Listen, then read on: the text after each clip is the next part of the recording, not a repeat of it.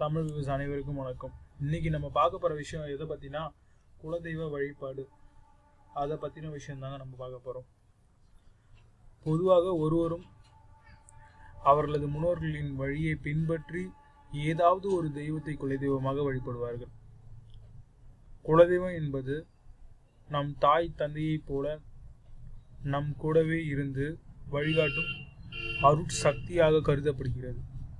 நமக்கு ஒரு கஷ்டம் என்றால் குலதெய்வம் தான் உடனே வந்து காப்பாற்றும். மற்ற தெய்வங்கள் எல்லாம் அடுத்து தான் வரும் என்று கிராமங்களில் கூறுவர். குழந்தை பிறந்தவுடன் அதற்கு பெயர் வைப்பது முதல் மொட்டை அடித்து முடி காணிக்கை செலுத்தி காது குத்துவது வரை அனைத்தும் குலதெய்வத்தின் கோயில்தான். குடும்பத்தில் எந்த சுப நிகழ்ச்சி நடந்தாலும் குலதெய்வத்தை முதலில் வணங்கிய பிறகே அதற்கான பணிகளை தொடங்குவது வழக்கம். சுப நிகழ்ச்சிகளை துவங்குபவர்கள் உடனே குலதெய்வம் கோயிலுக்கு செல்ல முடியாவிட்டால் குலதெய்வத்தை நினைத்து காணிக்கையை ஒரு மஞ்சள் துணியில் முடிந்து வைத்து குலதெய்வம் கோயிலுக்கு செல்லும் போது செலுத்துவது வழக்கம். சில சந்தர்ப்பங்களில் சிலர் குலதெய்வ வழிபாட்டை தொடராமல் விட்டு விடுவார். சில ஆண்டுகள் கழித்து குலதெய்வம் எதுவென்று தெரியாமல் போய்விடுவது உண்டு. இதனால் சோதனைகள் ஏற்படும் போது குலதெய்வ குற்றமாக இருக்குமோ என்று நினைத்து கொண்டு உடனே அவர்கள் தங்கள் சொந்த ஊருக்கு சென்று அங்கு அந்த கிராமத்தை காக்கும் கடவுள் தங்களின் குலதெய்வம் என்று அறிந்து வழிபடுகின்றனர். குலதெய்வத்தை தங்களால் அறிய இயலவில்லை எனில் தெய்வ அருள் பெற்றவர்களிடம் சென்று தங்களின் கோரிக்கையை வைப்பின் அவர்கள் தெய்வ அருளினால் தங்களுக்கு வழி காட்டலாம். சித்தர்களால் அருளப்பட்ட நாடி ஜோதிடம் போன்றவற்றிலும் தங்கள் குலதெய்வத்தை அறியலாம். குலதெய்வ வழிபாடு என்பது மிகவும் இன்றி அமையாதது. இஷ்ட தெய்வம் என்பது நாம் விரும்பி வழிபடும் கடவுள். எனினும் குலதெய்வம் என்பது நம் முன்னோர்களின் தலைமுறையாக வழிபட்டு வருவது. ஆகவே எப்படியாவது நம் குலதெய்வத்தை அறிந்து வழிபடுவது அவசியம். குலதெய்வம் எது, அதை வழிபடுவது எப்படி என தெரிந்து அதை வழிபட ஆரம்பிக்கும் போது கும்பகோணம் வரையில் 3 கிலோமீட்டர் தொலைவில் காதிரமங்கலத்தில் அமைந்துள்ள அகத்தியர் துர்க்கை கோயிலில் செல்ல வேண்டும். ஞாயிறு, செவ்வாய், வெள்ளிக்கிழமை ராகு காலங்களில் இந்த துர்க்கையை வழிபட செய்வது சிறப்பாகும். இப்படி குலதெய்வத்தை நம்ம கண்டிப்பாக வழிபடணும்.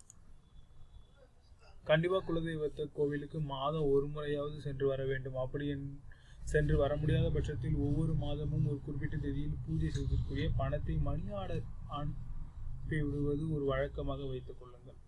கோவில் நிர்வாகத்தினர் உங்களது பெயர், நட்சத்திரம், ராசிப்படி அர்ச்சனை செய்வது வழக்கமாகும். பிரசாதத்தை அனுப்பி வைப்பார்கள். நீங்கள் வருடத்துக்கு ஒரு முறையாக நேரில் சென்று பூஜை செய்து கொள்ள வேண்டும். மற்ற கோவில்களில் சென்று பூஜை செய்வதற்கு குலதெய்வத்தை வணங்குவதற்கும் மிகப்பெரிய வித்தியாசம் உண்டு. மற்ற கோவில்களுக்கு செல்லும் போது தேங்காய், பழம், மாலை வாங்கி அர்ச்சனை செய்து விரும்புவீர்கள். ஆனால் குலதெய்வத்தை வழிபட செல்லும் போது கூடுதலாக ஒரு கடமையும் இருக்கின்றது. உங்களது குலதெய்வ கோயிலுக்கு சென்றதும் பொங்கல் வைத்து படையல் போட்டு வணங்கி பின்னரே அர்ச்சனை செய்து திரும்ப வேண்டும். இதை செய்வதே முறையான குலதெய்வ வழிபாடு ஆகும். உங்களது குலதெய்வத்தின் படத்தை வீட்டு பூஜை அறையிலும் உங்களது மணிப்பர்சிலும் எப்போதும் வைத்திருக்க வேண்டும். வீடு கட்டுவதற்கும் திருமணம் செய்வதற்கும் முன் குலதெய்வ வழிபாட்டு பின்னரே தொடங்க வேண்டும். இதுவே குலதெய்வ வழிபாடு. எப்போதுமே குலதெய்வ வழிபாடு என்பது ஒரு மிகப்பெரிய ஒரு சக்தியினை நம் கூடவே வைத்திருப்பது போலாகும். குலதெய்வங்கள் என்பது அஷ்டபந்த சக்திகளையும் ஒன்றடக்கி அந்த யமனையும் ஓட வைக்கும் ஒரு மகா சக்தியாக இதனை கூறுகின்றனர். ஸோ குலதெய்வத்தை கண்டிப்பாக வழிபடுங்க, வாழ்க்கையில் முன்னேறுங்க. எப்போதுமே மறக்காதீங்க, உங்கள் குலதெய்வம் தான் ஃபர்ஸ்ட். எப்போதும் அனைவருக்கும் நன்றி. இதுபோல் பல கூடுதலான விஷயத்திற்கு சப்ஸ்கிரைப் செய்யவும், லைக் செய்யவும், அனைவரும் தெரிந்து கொள்வதற்கு ஷேரினை செய்யவும். நன்றி.